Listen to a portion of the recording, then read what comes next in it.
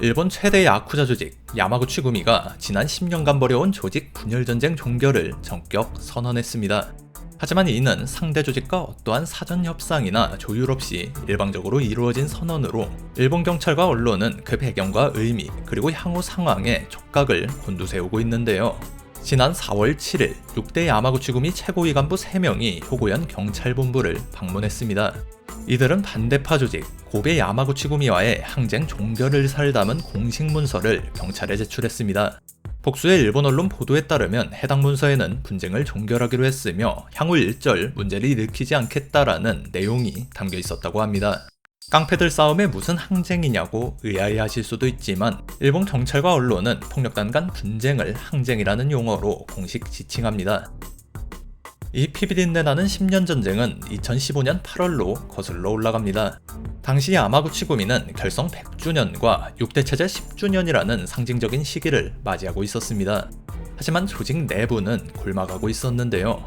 6대 조장 츠카사 시노부의 출신 파벌인 나고야 고도카이가 요직을 독점하고 산하 조직들의 과도한 상납금을 요구하면서 내부 불만이 극에 달해 있었던 것입니다.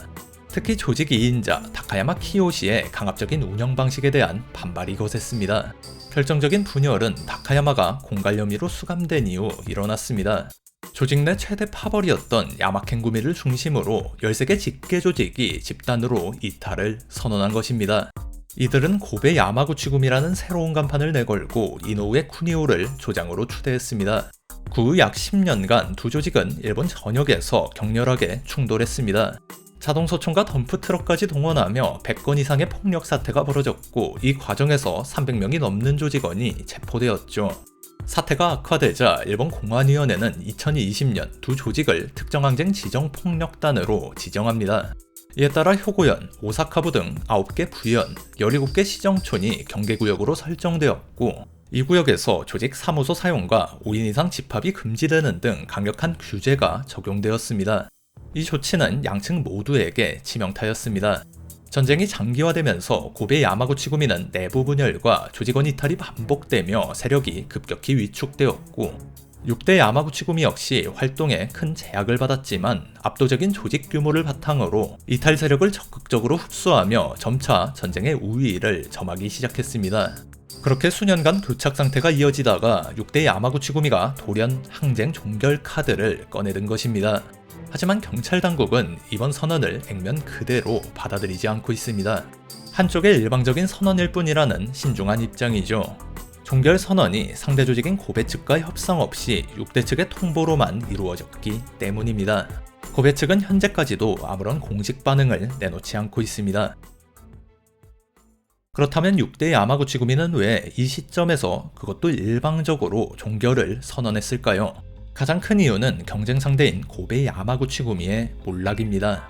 분열 직후 약 6,100명에 달했던 조직원 수는 계속된 내부 분열과 이탈로 2023년 말 기준 약 400명, 정식 구성원만 따지면 140명 수준으로 급감했습니다. 한 폭력단 관계자는 더 이상 공격할 곳도 없다. 약체화 정도가 아니라 사실상 이름만 남아있다라며 현재 고베 측의 상황을 전했습니다. 반면 6대 야마구치 구미는 비록 규모가 줄었다고는 하나 여전히 3,000명 이상의 정식 구성원을 거느린 압도적인 세력을 유지하고 있습니다. 여기서 종결 선언은 더 이상 고베 야마구치 구미를 실질적인 위협으로 간주하지 않는다는 사실상 승리 선언으로 해석될 수도 있는 대목이죠.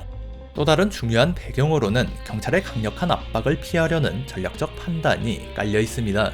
이번 종결 선언은 진정한 화해의 손짓이라기보다는 우리가 먼저 싸움을 멈췄으니 책임을 다했다는 명분을 내세워 활동을 옥죄는 특정 항쟁 지정 해제를 유도하려는 의도로 풀이됩니다. 일부 보도에서는 경찰에 제출된 문서에 항쟁이나 고베 야마구치 구미라는 용어를 명시적으로 사용하지 않고 반기를 들고 나간 처분자로 지칭하며 조직 내부 문제로 축소하려는 의도가 보였다고 전합니다. 또한 일반 시민에게 폐를 끼친 점에 대해 사과하는 내용이 포함되었다고 하죠. 종결선언 다음 날인 4월 8일 야마구치 구미는 2인자인 다카야마 키요시를 포함한 최고 간부 회의를 열었습니다. 이 자리에서는 고베는 신경 쓰지 마라, 6대 야마구치 구미는 오직 전진할 뿐이다 라는 메시지가 내부적으로 공유된 것으로 알려져 있습니다.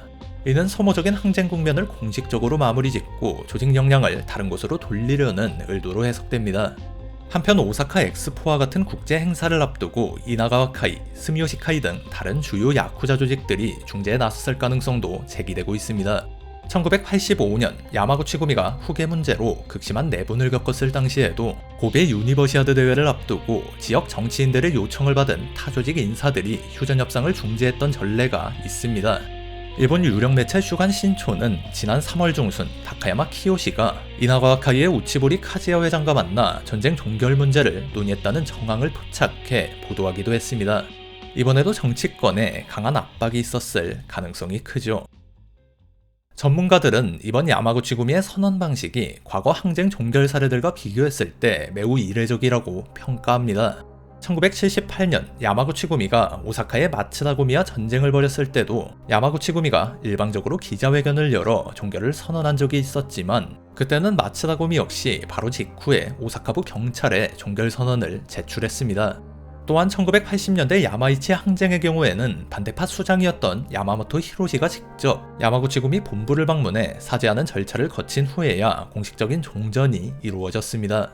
이런 전례들을 비추어 볼 때 전문가들은 양측의 명확한 합의나 화해 제스처 없이는 폭력 사태의 완전한 종식을 기대하기는 어렵다고 지적합니다. 특히 현 야마구치 구미 지도부, 그 중에서도 강경파로 알려진 다카야마 키요시에 대한 고베 야마구치 구미 측의 깊은 불신, 그리고 고베 측 핵심 간부들의 신변 보장 문제 등 민감한 사안들이 전혀 해결되지 않았다는 점은 언제든 갈등이 재점화될 수 있는 불안 요소로 남아 있습니다. 불과 2달 전 고베 야마구치 구미 조장 이노우에 쿠니오의 자택에 화염병이 던져지는 사건이 발생했습니다. 게다가 이 전쟁은 단순히 두 조직만의 1대1 대결 구도가 아니죠. 고베 야마구치 구미에서 또다시 갈라져 나온 키즈나 카이와 이케다 구미 같은 조직들은 독자 노선을 걸으면서도 여전히 6대 야마구치 구미와 적대 관계를 유지하고 있습니다. 이들과 관계를 어떻게 정리할 것인지도 향후 중요한 과제로 남아있죠. 더욱이 일본 야쿠자 항쟁사를 돌이켜보면 공식적인 종전 발표 이후에도 개인적인 원한에 따른 보복 공격이나 국지적인 충돌이 계속되는 사례가 비일비재했습니다. 이번 선언은 진정한 평화의 시작이라기보다는 야쿠자 세계가 또 다른 국면으로 접어들고 있음을 의미합니다. 앞서 언급된 야마구치 구미 내부 회의에서 나온 전진이라는 구호에 주목할 필요가 있습니다.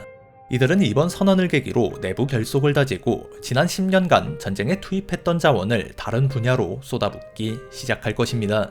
만약 특정 항쟁 지정이 해제되어 조직의 경제활동이 다시 활성화된다면 보이스피싱, 갈취, 사기 등 일반 시민들을 겨냥한 범죄가 다시 기승을 부릴 수 있다는 우려도 커지고 있습니다. 이에 따라 일본 경찰 역시 경계태세를 늦추지 않고 엄정한 단속을 지속하겠다는 태도를 분명히 밝히고 있죠. 오랫동안 야쿠자 문제를 심층 취재해온 저널리스트 스즈키 토모이코는 현재 상황을 이렇게 진단합니다. 항쟁의 승패는 결국 어느 쪽이 더 발전했느냐로 결정됩니다. 하지만 이번 전쟁에서는 어느 쪽도 발전하지 못했습니다. 승자 없는 싸움을 계속할 이유가 없는 것이죠. 이어서 이런 경고를 덧붙였죠. 그들이 폭력성과 반사회성을 벌인 것은 절대 아닙니다. 체면과 돈벌이를 위해 상대를 죽인다는 사고방식은 여전하죠. 만약 이들이 재정비된다면 우리 같은 평범한 시민들은 앞으로 더욱 조심해야 할 것입니다.